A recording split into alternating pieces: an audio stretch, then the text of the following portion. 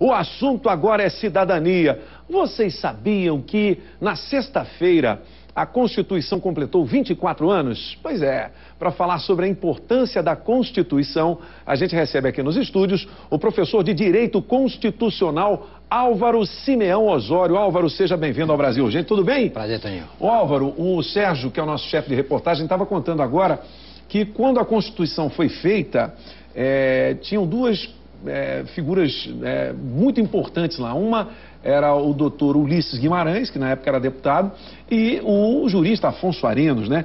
E que era uma bagunça danada, uma falação, mas quando eles dois subiam, não se ouvia nem mosquito passar. É um respeito muito grande. Agora me diga uma coisa, o que mudou ou nada mudou da época quando foi feita a Constituição até hoje?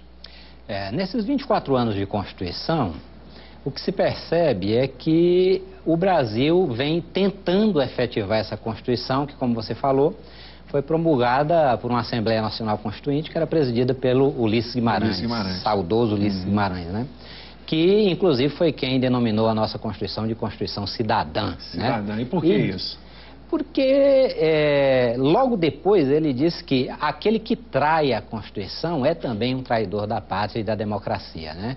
Então, aquele que trai a Constituição trai os cidadãos brasileiros. Agora, olha, para as pessoas que estão ligadas agora aqui, a gente tem telespectador de todas as partes do DF, também da grande região do entorno. O que é a Constituição? É sempre bom, né, nesse aniversário de 24 anos, aliás, em todos os aniversários que a Constituição faz, a gente relembrar o que significa a Constituição. A Constituição é as regras estabelecidas para que o exercente do poder político desempenhe a contento a outorga que nós fazemos de poder a eles, né, na condição de nossos representantes. Então, pelo princípio da soberania popular, o poder político tem que ser exercido em nome do povo e nos termos do anseio popular. E esse exercício, nos termos do anseio popular, ele só ocorre quando o exercício desse poder político é feito nos termos da Constituição. Porque a Constituição representa a vontade do povo. Agora, isso não tem sido feito de uma maneira muito disciplinada, né? A gente vê aí tantos escândalos e tal. E a falta, então, do cumprimento da Constituição por parte dos políticos? Olha, o descumprimento da Constituição por parte dos políticos é o que nós conhecemos como crime de responsabilidade. Em tese, todas as vezes que um político, um detentor de mandato eletivo descumpre a Constituição, deveria haver uma punição ou o afastamento dele do cargo. Mas o julgamento por crime de responsabilidade, pelo descumprimento da Constituição, é um julgamento político também. Entende? Olha, você sabe que hoje um dos maiores heróis do Brasil é o jurista, aquele jurista negro, como é que é o nome dele, Martinha? Joaquim Barbosa. O ministro, né? Ele é um ministro, é um dos homens mais respeitados do Brasil, justamente pela defesa da Constituição, né? Quer dizer, a gente gostaria que todos os... aliás, ele não é nem político, né? Porque um juiz não é um político. Mas se todos os políticos trabalhassem dentro da Constituição, a gente teria muito menos problemas. Você acredita que alguém vai pagar sendo condenado nesse mensalão? Desculpa, eu sei que isso não tem muito a ver com o que a gente está falando, mas a sua opinião como cidadão? Olha, tem a ver com Constituição, sim, porque o Supremo Tribunal Federal, como está inscrito na própria Constituição Federal, é quem faz a função de zelador da Constituição. É ele o guarda, o guardião da constitucionalidade, né? Tanto dos atos dos políticos, como das condutas dos atos normativos que são praticados, que são aprovados por esses políticos. No caso em específico da ação penal número 470, a qual você se refere...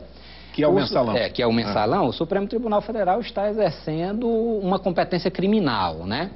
Que não é completamente de guarda direta da Constituição, mas de apuração de responsabilidades por atos criminosos que também são anticonstitucionais, né? São também inconstitucionais, né? Agora, se haverá condenação e prisão, isso é uma coisa que a gente vai ter que aguardar um pouquinho. As condenações já estão se efetivando. Agora, a execução penal dessas... Se alguém vai para o arame, que aí a gente aguarda um pouco. Né? Álvaro, né? Ô, Álvaro, obrigado pela sua presença aqui nos estúdios do Brasil. Gente, agora, só resumindo aqui, a última, Martinha. A Martinha está me puxando a orelha ali porque acabou o tempo.